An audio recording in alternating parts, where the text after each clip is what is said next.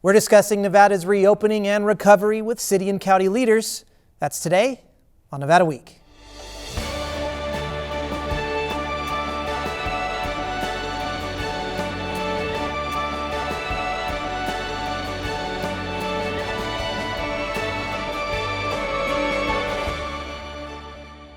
Support for Nevada Week is provided by Senator William H. Hernstat, Cashman Equipment, and additional supporting sponsors. After several weeks of closure, Governor Steve Sisolak has outlined his plan to reopen Nevada. The plan, entitled Roadmap to Recovery, currently has 4 phases, with each phase informed by medical professionals. Phase 1 includes the opening of outdoor spaces, small business, and select retail under strict social distancing measures. Phase 2 will include a broader opening of businesses with strict social distancing measures still in place.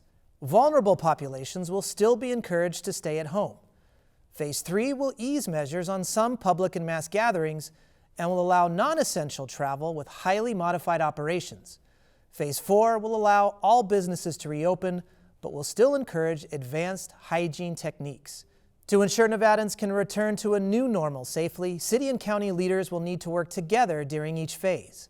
To discuss how the entities are working together collaboratively to ensure responsible recovery, we are joined by Henderson Mayor Debra March, North Las Vegas Mayor John J. Lee, and Chair of the Clark County Commission, Marilyn Kirkpatrick. Well, thank you so much, all of you, for joining us here on Nevada Week. We really appreciate it. Well, Commissioner Kirkpatrick, the state's Nevada United Roadmap to Recovery is moving to Phase 1. That was just announced at time of recording here. You play such an important role, an instrumental role, being the urban chair of the plan's advisory team.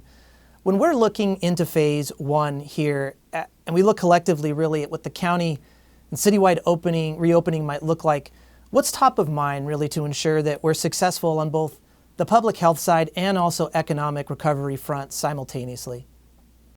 Well, I think the governor said it well, stay safe to stay open in Nevada. And that's really what we need to be focused on as we integrate folks back into a little bit of normalcy. We have to ensure that we're being mindful of the 6-foot distancing, that we're wearing face masks for all the employees, encouraging others to wear face masks, just so we can continue to be on that downward slide going forward to get to Phase 2. A lot of outline in that plan related to reopening of different businesses. As you mentioned, we're still adhering to very strict social distancing and other requirements. Monitoring protocols and monitoring some of these regulations here, is that going to fall on the county's oversight? So I think that falls on us as a community, as well as both state and local oversight. So we're fortunate in Nevada that we have business licensing in the urban areas, but not so much in the rural areas. So it's going to take a combination of all of us keeping folks on task. And I think that we're up for the challenge. I think people did a really good job with social distancing before.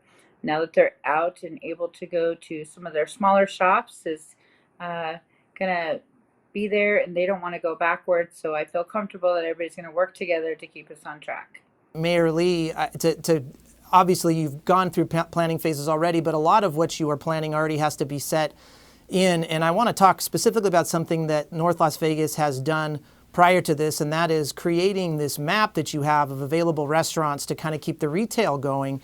When you're looking at just even small strategies like that, moving into reopening, how are you going to expand or potentially build off some of the strategies that you had prior to our reopening phases here? Well, we've been working with the County Commissioner, Marilyn Kirkpatrick, on a lot of the regional strategies together. We've been working very closely with our own community to make sure they understand that we know they want to reopen in a lot of cases, but we need to be safe. We need to follow the procedures. We are going to follow the governor, and we're going to follow the county and their leadership on this. The great thing that we have is we have a great desire to get back to work, and it's allowing us to help people start getting some normalcy back in their world. Can they get fingerprints now at City Hall? Can they do a lot of the things that used to be something they took for granted? So we're starting to slowly open things up. I don't think the libraries will be open for a while. I don't think some of the centers will be open for a while. But collaboratively, the thing that has happened the best is working with Henderson, working with City of Las Vegas, working with Marilyn and her leadership, and of course our city manager Ryan Juden and her have worked side by side to make sure that when this happens, we do it regionally. There won't be cities that are doing one thing and another city doing another thing. We're going to work together to make it all fit comfortably in Clark County. Let's talk a little bit more about the roadmap to recovery. The mantra is federally funded, state managed, locally executed. Let's talk about what was outlined in the phase one plan here. There are restrictions on reopening, but the county can set tighter restrictions based on our own local numbers. Do you foresee that we're going to be setting any tighter restrictions on what the state has outlined thus far? I think that the LEAP group worked pretty hard with our Southern Nevada Health District, with other medical professions, as well as industry to put some guidelines that are in place. But that really is a board decision. So we'll see what the board wants to do. But there are some things that I want to encourage people to do. I mean, one of the things in the food establishment industry is to use single service utensils. And I think that's important because a fork can have a lot more touches on it than that single service utensil that you had. So we'll have to talk through that with the board, but I think that there's some pretty good guidelines in there that make sense both medically and for the public. Now, Mayor Goodman has been very outspoken about aggressive reopening and really focusing a lot on our economy, which is so dependent on hospitality. We asked for an official statement. I want to read part of that to you. I believe all of America loves Las Vegas and wants very much to see her survive. It therefore behooves me to explain Americans from the other to Americans from the other 49 states just how perilous and unique our situation is if our hospitality industry doesn't reopen soon. The Las Vegas the world knows and loves simply won't survive. Well, I'd be happy to respond too. I think that every one of us would like to see business reopen. I think that we all want to see a strong, vibrant economy in Southern Nevada, but we also know that we have to be prudent and careful to ensure that the health and well-being of all of our residents is protected as well. So I think that that's first and foremost. And I know for the city of Henderson, we are concerned about the health and well-being of all of our citizens. And we think that there's an opportunity here to reimagine and to reinvent the future. Look at reimagining our economy and where we're going and what we're doing, and using technology in different ways. And perhaps even on the Strip, maybe there's ways of using ultraviolet light and other technologies to ensure that when we do open on the Strip, that we are the safest place for folks to come and do business. And ensuring that people's temperatures are checked, and that we're doing all sorts of things to ensure the safety of our visitors. And so it's not just our residents, but it's also our visitors that we're concerned about as well. Another part of the roadmap to recovery talked about throughout the plan is resilience. Resilience in not only our reopening, but also in our recovery procedures, which is a big part of this plan. And there's a lot of, throughout the entire plan, resilience is synonymous with collaboration, and I wanted to talk to you a little bit about that. What are some of the ways that you can see cities and counties collaborating to really lighten the load on both cities and the counties?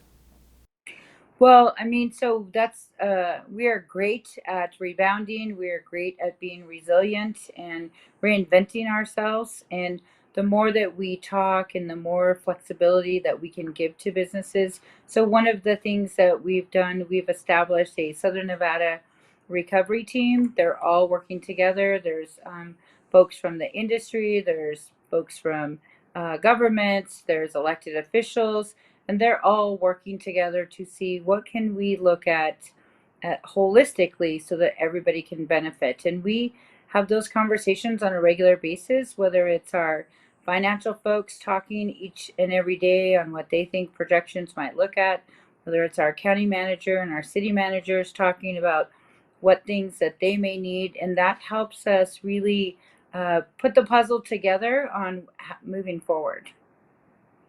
North Las Vegas and you yourself have had obviously a lot of experience with this $173 million deficit coming out of the recession that you were able to overcome.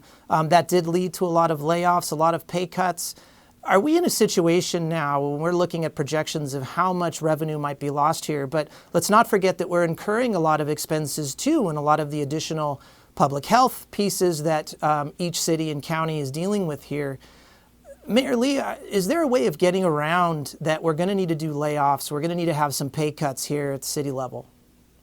I don't know what each city is going to do. I will tell you there are always certain things that you can do within your budgets. You have to have a balanced budget in July, so we'll be working towards that. We're not making any profound statements yet on what we're going to do. We haven't established any procedures yet. We're just waiting a little bit longer.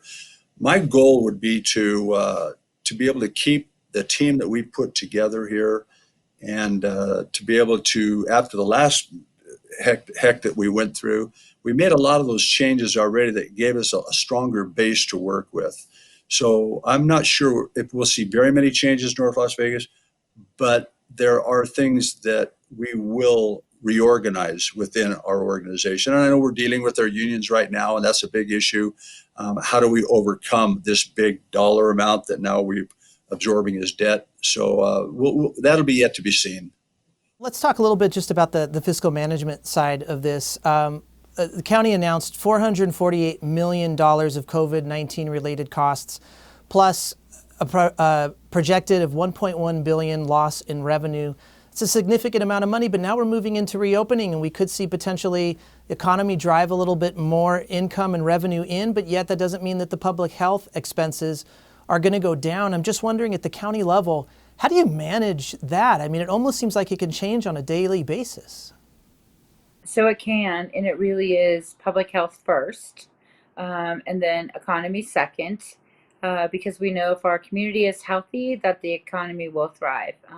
As we've seen before, we were in a good spot, headed this part of the last part of the fiscal year, and then that changed. Luckily for the county that we had some reserves, because we're pretty fiscal conservative when it comes to saving our dollars. But it is a balance.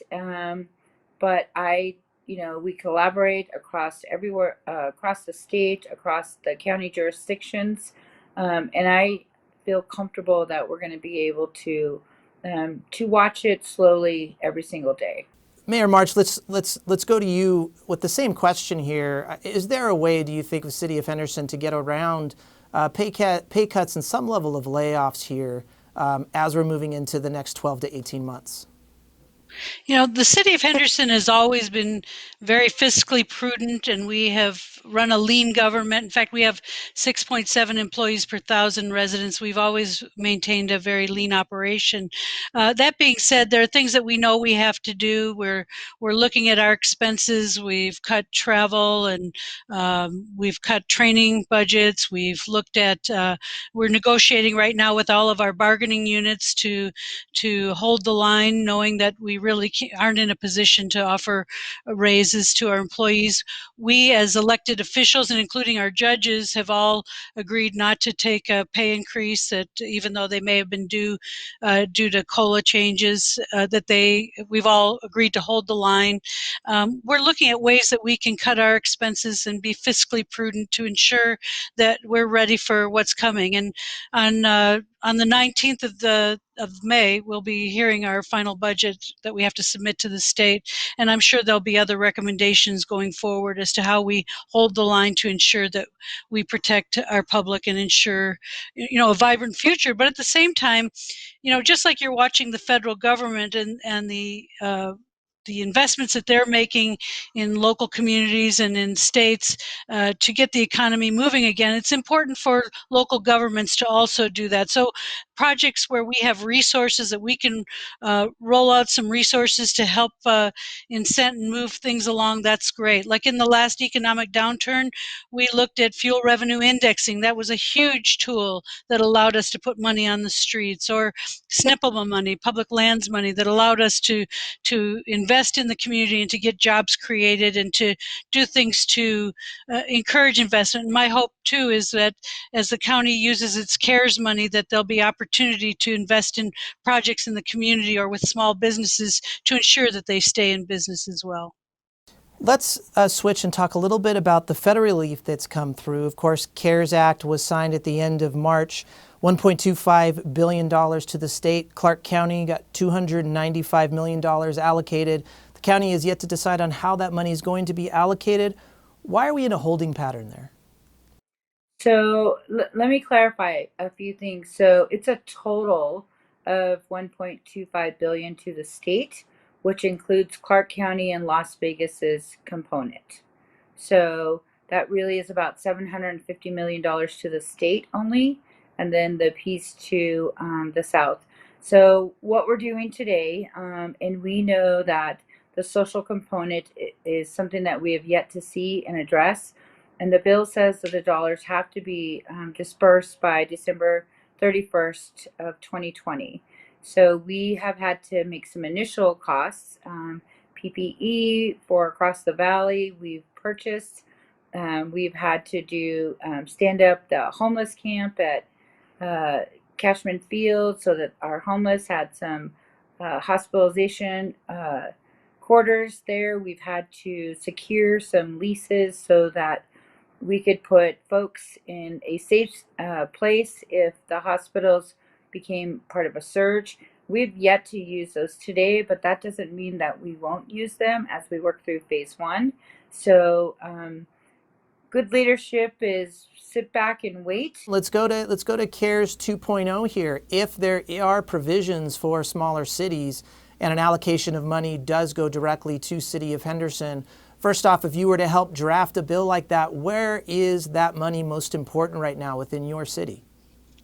Well, certainly it's to cover some of the expenses of the emergency operation, although I know we're working closely with the county and Marilyn. She's been amazing in the MAC, the operations center, the regional operations center, to help solve some of the challenges that we're dealing with.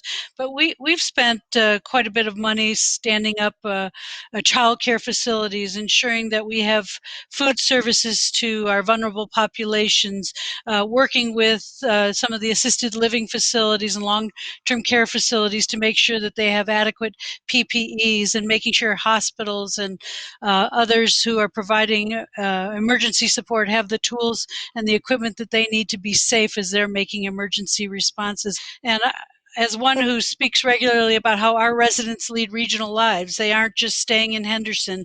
They're traveling across the county. They're traveling into North Las Vegas, maybe their doctor's appointments in North Las Vegas.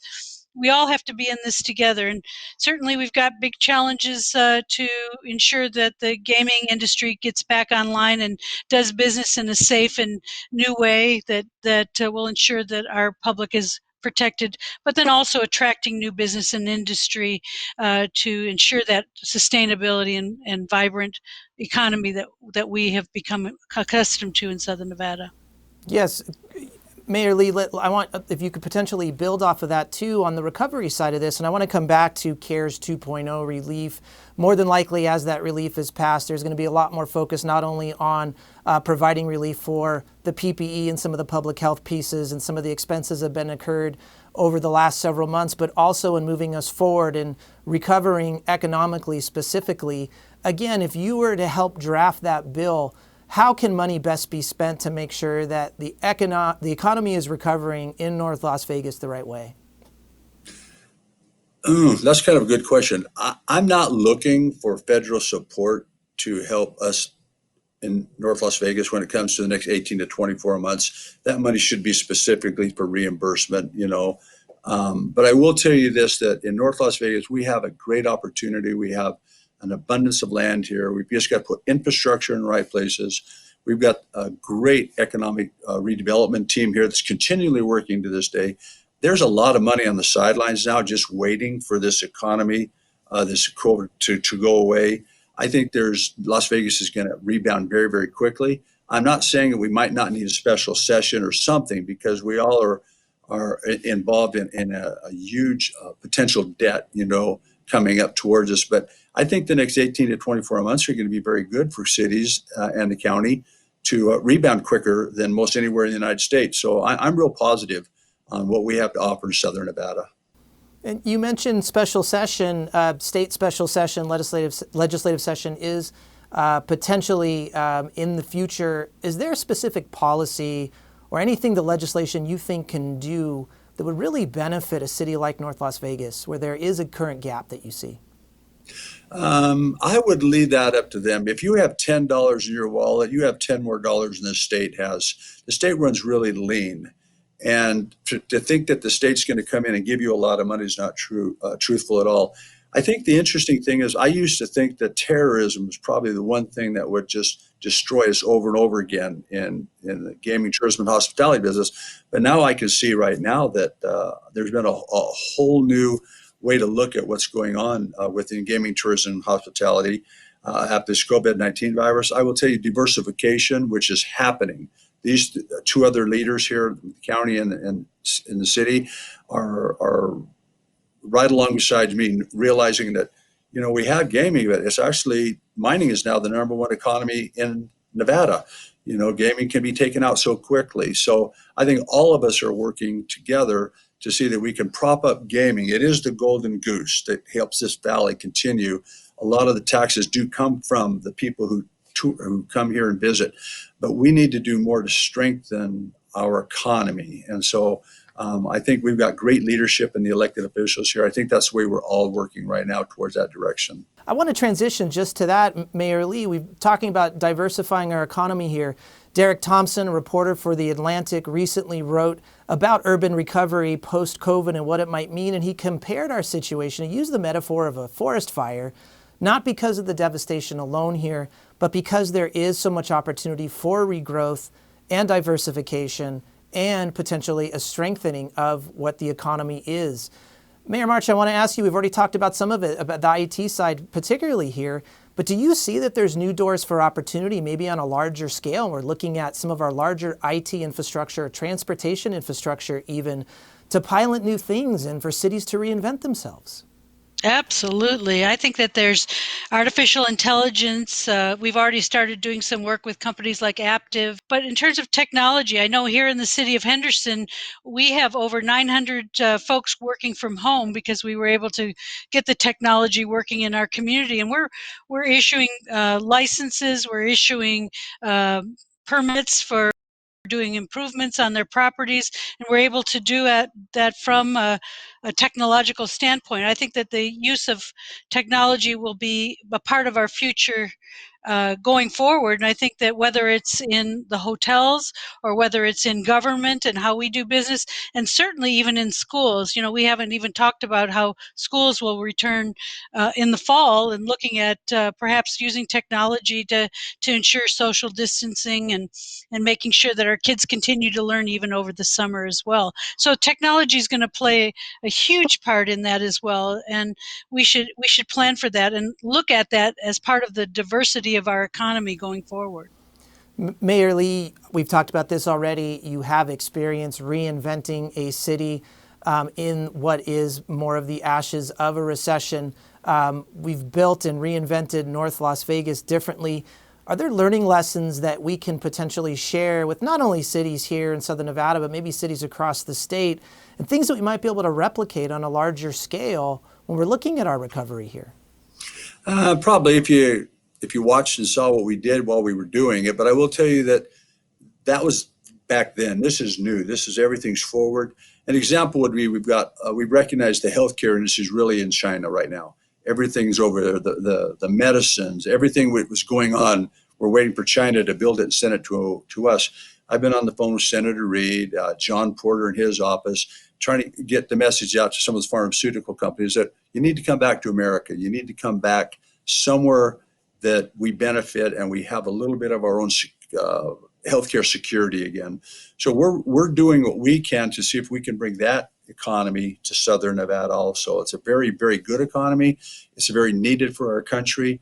And we're very, very business friendly in Clark County. I think it would be a great opportunity. 365 days a year, you can work here. You don't have to worry about ice storms or snow or anything.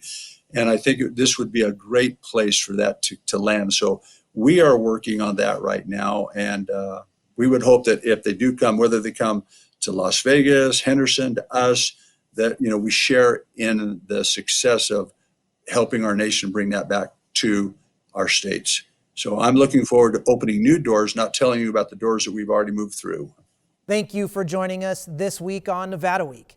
For any of the resources discussed in today's show, please visit our website at vegaspbs.org/Nevada-Week. You can also always find us on social media at Nevada Week. Stay healthy, stay safe, and stay strong.